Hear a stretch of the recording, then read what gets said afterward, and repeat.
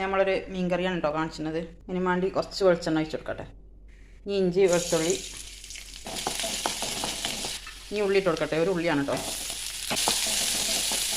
കറിവേപ്പില ഇട്ട് കൊടുക്കട്ടെ.